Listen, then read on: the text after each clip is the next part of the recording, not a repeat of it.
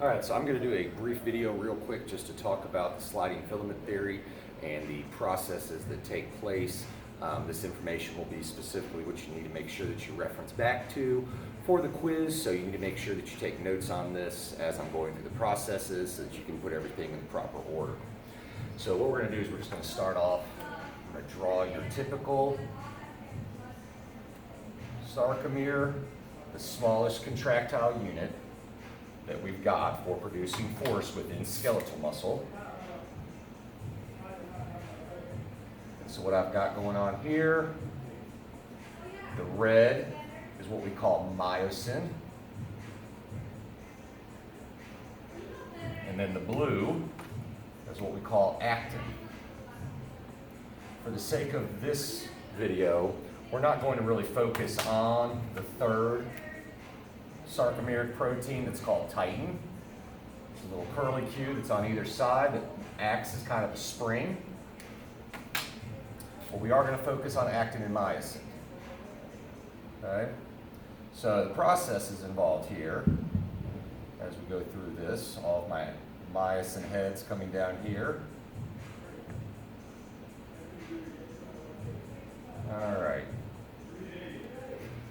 So we are going to make the assumption that we start this off that ATP is already bound to the actual head of myosin. Okay, so we're going to have that ATP is already bound.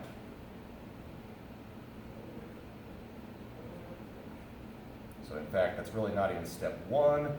That's more of just kind of an assumption that we start with. Okay? Then the next process that's going to take place is that we're going to have a release of a calcium ions from what's called the sarcoplasmic reticulum. They're going to come down, and what they're going to do is they're going to bind to actin. And when they bind to actin, they're going to allow myosin head to actually come up and attach to actin. All right, so we have ATP already bound. The myosin heads will attach to the actin filament. And then what we'll see is that we will have a hydrolysis, or a splitting of ATP, that will turn into ADP in the inorganic phosphate. From there, we discussed this in class, the myosin heads will swivel. When they swivel, we're going to end up shortening the sarcomere because the myosin heads will drag actin over the top of myosin. So I will redraw my myosin. I'm not going to bother with actin right now.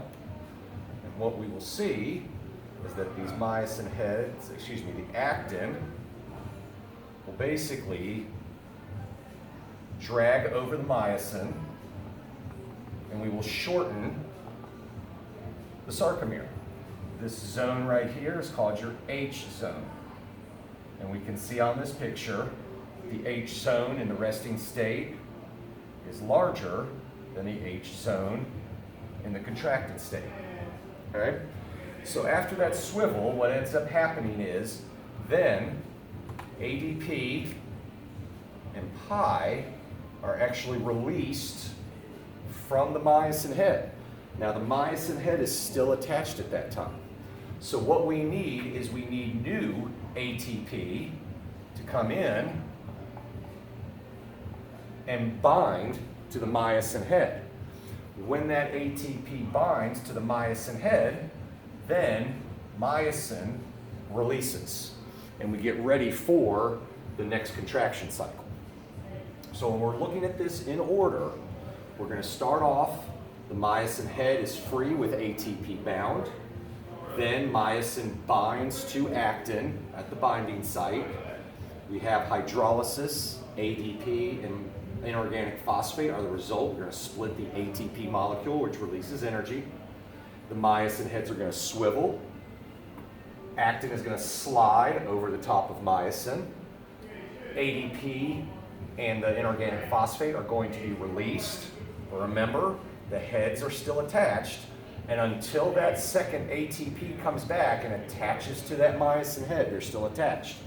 So when that ATP comes in and attaches to the myosin head, then the myosin can release from the actin, and we go back to our normal shape.